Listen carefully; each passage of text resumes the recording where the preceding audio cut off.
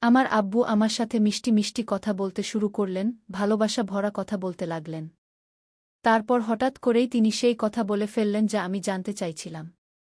সেই কথা শুনে আমার পায়ের নিচ থেকে মাটি সরে গেল। তিনি বলতে লাগলেন যে আমার আম্মি, অর্থাৎ তার স্ত্রী, তাকে সেই সুখ দিচ্ছেন না যা প্রত্যেক পুরুষ খোঁজে। আব্বুর কথা শুনে আমার তার উপর খুব দয়া হল। আমি তাকে ভালোবাসায় জড়িয়ে ধরে বললাম, আব্বু, আপনি চিন্তা করবেন না, আমি তো আছি আপনার সেবা করার জন্য। কিন্তু তিনি যেন অন্য কোনো জগতেই ছিলেন। এতটা শোনার পর আমার আব্বু আর থাকতে পারলেন না এবং উপরে থেকে কয়েক দিনের ক্ষুধার্ত তিনি নিজেকে নিয়ন্ত্রণ করতে পারলেন না। এবং তারপর আমার না মানা সত্ত্বেও। বন্ধুরা, আপনাদের আবারও স্বাগতম আমাদের আজকের মনোমুগ্ধকর গল্পে। আমাদের আজকের গল্পটি আমার এবং আমার আব্বুজির সত্যিকারের গল্প। বন্ধুরা, আমার নাম জোয়া এবং আমরা পাঞ্জাবে থাকি। আমাদের বাড়িতে ৫ জন থাকি, আমার আম্মি, আব্বু এবং আমার দাদা দাদি। আমি আমার আম্মি আব্বুর একমাত্র মেয়ে, তাই তারা আমাকে খুব আদরযত্নে বড় করেছেন। আমার বয়স এখন ১৮ বছর এবং যখন আমার বয়স ১৬ বছর ছিল তখন আমার আব্বু আমার সাথে। আমার আব্বু দেখতে খুব সুন্দর, তার বয়স এখন ৫৫ বছর, কিন্তু তিনি দেখতে ঠিক ৩০ বছরের ছেলের মতো। আমার আম্মির বয়স ৪০ বছর, তিনি দেখতে খুবই সুন্দর, কিন্তু তার চিন্তাভাবনা পুরনো ধাঁচের। তিনি একজন সাধারণ ও সরল মহিলা, যিনি তার বেশিরভাগ সময় রান্নাঘর এবং ইবাদতে কাটিয়ে দিতেন। তিনি দাদা-দাদির, অর্থাৎ তার শ্বশুর-শাশুড়ির খুব সেবা করতেন এবং আব্বুকে একদমই সময় দিতে পারতেন না। আপনাদের জানাই যে আমার আব্বুর নিজের ব্যবসা ছিল। আমরা খুব ধনী না হলেও আল্লাহর দেওয়া সব কিছুই ছিল। আমাদের বাড়িতে সব সুখ-সুবিধা ছিল এবং আমাদের কোনো কিছুর অভাব ছিল না। যাই হোক, এই ঘটনা তখনকার, যখন আমি ১০ম শ্রেণীতে পড়তাম এবং আমার বয়স ছিল ১৬ বছর। কিন্তু আমি দেখতে ঠিক ২০ বছরের মতো লাগতাম, কারণ আমার শরীর ভর্তি ছিল এবং আমার গাল ফোলা ফোলা ছিল। আমি খুব গোরা এবং দেখতে খুব সুন্দর ছিলাম। সবাই আমাকে বন্ধু বানাতে চাইত, কিন্তু আমি কারো সাথে কথা বলতাম না। এক রাতের কথা, যখন আমরা সবাই খাবার খেয়ে নিজ নিজ রুমে ঘুমাতে গেলাম।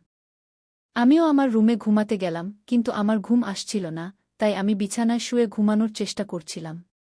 হঠাৎ আমার মনে হলো আম্মি আব্বুর রুম থেকে কিছু শব্দ আসছে। সম্ভবত তারা নিজেদের মধ্যে সেই লড়াই করছিলেন। আমার রুমও আম্মি আব্বুর রুমের সাথে যুক্ত ছিল, তাই আমি শব্দ পাচ্ছিলাম। আমি প্রথমবার আমার আম্মি আব্বুকে এভাবে লড়াই করতে শুনছিলাম, তাই আমার মনে অদ্ভুত এক অনুভূতি হচ্ছিল যে তারা এত রাতে কেন লড়াই করছে। এই কথা জানার জন্য আমার কৌতূহল বাড়তে লাগল। আমি এই কথা জানতে চাইছিলাম, তাই আমি দেরি না করে আমার বিছানা থেকে উঠে দরজার কাছে গিয়ে তাদের দেখার চেষ্টা করলাম। দরজা বন্ধ থাকার কারণে আমি কিছু দেখতে পাচ্ছিলাম না। তখন আমার নজর পড়ল আমাদের বাড়ির সেই জানালার দিকে, যা আম্মি আব্বুর রুমের সাথে যুক্ত ছিল। আমার আম্মি আব্বু কখনো এটি খুলতেন না, কিন্তু সেই জানালাটি খুব পুরনো ছিল, যার কারণে এতে ফাটল ধরে গিয়েছিল, যেখান থেকে আমরা বাইরের দৃশ্য দেখতে পারতাম। তারপর কি, আমি আমার রুমের লাইট বন্ধ করে দিলাম এবং জানালার কাছে গিয়ে তা থেকে উঁকি দিয়ে দেখতে লাগলাম। ভেতরের দৃশ্য দেখে আমার হুঁশ উড়ে গেল। আমার আব্বু জান আমার আম্মিকে কিছু করতে বলছিলেন, কিন্তু তিনি বারবার না করছিলেন। সম্ভবত আমার আম্মির মেজাজ ভালো ছিল না।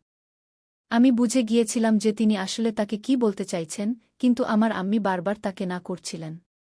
সম্ভবত মাম্মি খুব ক্লান্ত লাগছিলেন। তখন আমার আব্বু আম্মির উপর রাগ করে পাশ ফিরে ঘুমিয়ে পড়লেন এবং আমার মাম্মিও ঘুমিয়ে পড়লেন। বন্ধুরা, সেই দৃশ্য দেখে আমার খুব অদ্ভুত লাগছিল। আমার বুক খুব জোরে ধড়ফড় করছিল। ভেতরে ভেতরে সম্ভবত আমিও মেজাজে চলে গিয়েছিলাম। আমি অনেকক্ষণ সেই জানালা থেকে দেখতে থাকলাম, যদিও আমার আম্মি এবং আব্বু দুজনেই ঘুমিয়ে পড়েছিলেন।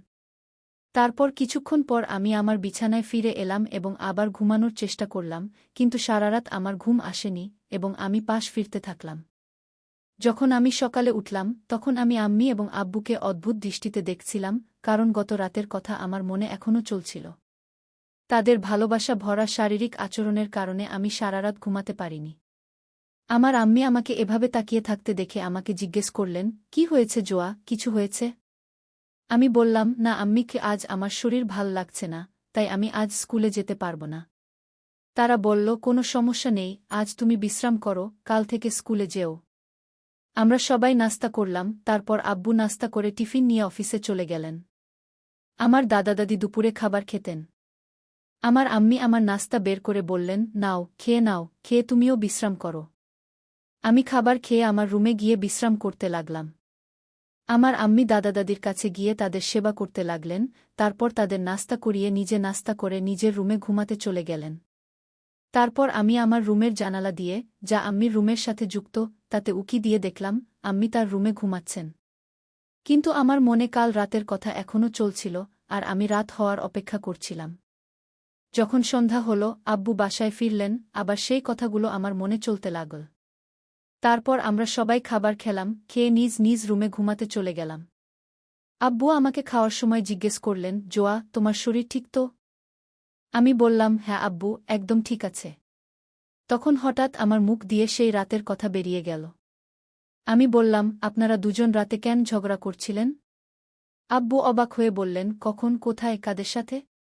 তারপর আম্মি আব্বুর মুখের দিকে তাকালেন, আর আব্বু অবাক ছিলেন যে আমি এটা কিভাবে জানলাম। আমিও এই কথা শুনে ঘাবড়ে গিয়েছিলাম যে আমার মুখ দিয়ে এটা কি বেরিয়ে গেল। কিন্তু আমি বুদ্ধি খাটিয়ে কথা সেখানেই ঘুরিয়ে দিলাম আর বললাম, আমার রুমে রাতে শব্দ হচ্ছিল, মনে হচ্ছিল যেন আপনারা দুজন ঝগড়া করছেন। তখন আব্বু বললেন, ওহ না, সেটা তেমন কিছু নয়। আমি বললাম, ঠিক আছে। তারপর আমি আমার রুমে ঘুমাতে চলে গেলাম, আর আম্মি আব্বুও তাদের রুমে ঘুমাতে চলে গেলেন। তখন আব্বু আম্মিকে বলতে লাগলেন, তাই তো আমি বলি, কম চিৎকার করো, তোমার কিছুই বোঝার নেই। বাসায় আমাদের মেয়েও থাকে, সে এখন বড় হয়ে গেছে, আমাদের সতর্ক থাকা উচিত আর তারও খেয়াল রাখা উচিত। আম্মি বললেন, হ্যাঁ, আপনি ঠিক বলছেন। আম্মি কালকের জন্য বলতে লাগলেন, তারপর আব্বু আবার কালকের কথা নিয়ে জিদ করতে লাগলেন। আম্মি আবার সেই একই নাটক শুরু করে দিলেন আর মানা করতে লাগলেন। তখন আবার সেই সব হতে লাগল, আর শব্দ আমার রুমে আসতে লাগল।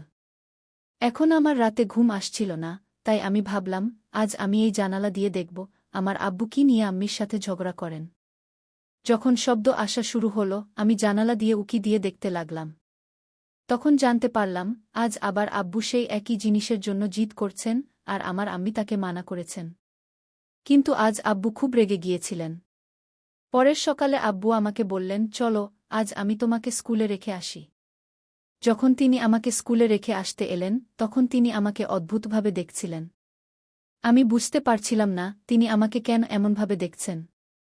আমি আব্বুকে জিজ্ঞেস করলাম, কি হয়েছে আব্বু, আজ আপনি আমাকে এমনভাবে দেখছেন, কিছু বলতে চান? আব্বু বললেন, না কিছু না, এমনি আমি একটু চিন্তিত আছি। আমি বললাম, বলুন না আব্বু, কি হয়েছে, আপনি কি নিয়ে এত চিন্তিত? তখন আব্বু বললেন, চলো, প্রথমে আমি তোমাকে ভালো মিষ্টি খাওয়াই। তিনি আমাকে মিষ্টির দোকানে নিয়ে গেলেন আর সেখানে আমাকে ভালো ভালো মিষ্টি খাওয়ালেন, আমি খেলাম। তারপর তিনি বললেন, চলো, এখন আমি তোমাকে একটি ড্রেসও কিনে দিই। আমি বুঝতে পারছিলাম না, আব্বু কেন এমন বলছেন। কিন্তু যখন আমি এই সত্যিটা জানতে পারলাম, আমার হুঁশ উড়ে গেল। কিন্তু আমি খুব খুশি ছিলাম, কারণ আব্বু আমাকে নতুন জামা দিয়েছিলেন, মিষ্টিও খাওয়ালেন। আমি বললাম, আব্বু বলুন, আপনি কিছু চিন্তিত ছিলেন। আব্বু বললেন, হ্যাঁ জোয়া, আমি ব্যবসা করি, তাতে আমার কারো সাহায্য দরকার হয়। আমি তোমার আম্মিকে প্রতিদিন রাতে বলি, আমার এই কাজে সাহায্য করো, কিন্তু সে একদমই আমার সাহায্য করে না, দিনরাত তোমার দাদা-দাদির সেবায় কাটিয়ে দেয়। আমার জন্য তার সময় নেই। এখন তুমিই বলো, আমি কি করব? যাই হোক, আমার ব্যবসায় লোকসান হচ্ছে। তখন আমি বললাম, আব্বু বলুন, যদি আমি আপনার কোনো সাহায্য করতে পারি। তিনি বললেন, জোয়া, তাই তো বলছি। আমার আব্বু যে ব্যবসা করতেন, তাতে সস্তার জিনিস একপাশে আর দামি জিনিস একপাশে রাখতে হতো। শুধু এতটুকু সাহায্য চাই। আমি বললাম, হ্যাঁ আব্বু, আমি আপনার সাহায্য করবই। তারপর আব্বু বললেন, তুমি রাতে আমার রুমে চলে আসবে। আমি বললাম, ঠিক আছে। রাতে যখন আমি তার রুমে গেলাম, আম্মি ঘুমিয়ে পড়েছিলেন, কিন্তু আব্বু আমার অপেক্ষা করছিলেন।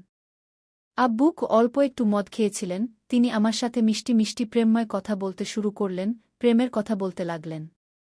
তারপর হঠাৎ তিনি সেই বিষয় নিয়ে আলোচনা শুরু করলেন যে বিষয়টি আমি জানার জন্য জানালা দিয়ে দেখতে চাইছিলাম। সেই কথা শুনে আমার পায়ের নিচ থেকে মাটি সরে গেল, যে আমার আম্মি অর্থাৎ তার স্ত্রী তাকে সেই সুখ দিচ্ছেন না যা প্রত্যেক পুরুষ খোঁজে। আব্বু এই কথা আমাকে নম্র চোখে বললেন। আব্বুর কথা শুনে আমার তার উপর খুব দয়া হল। তারপর আমি তাকে খুব স্নেহে জড়িয়ে ধরলাম। কিন্তু তিনি হালকা নেশা ছিলেন এবং উপরন্তু অনেক দিন ধরে তিনি সেই সব পাচ্ছিলেন না, তাই একদম তৃষ্ণার্ত ছিলেন। তিনি নিজেকে নিয়ন্ত্রণ করতে পারলেন না এবং আমিও তাকে থামাতে চাইলাম। তারপর আমি ভাবলাম যে আমার আব্বুর সমস্যা হয়তো আমার কারণে একটু কমে যাবে, তাই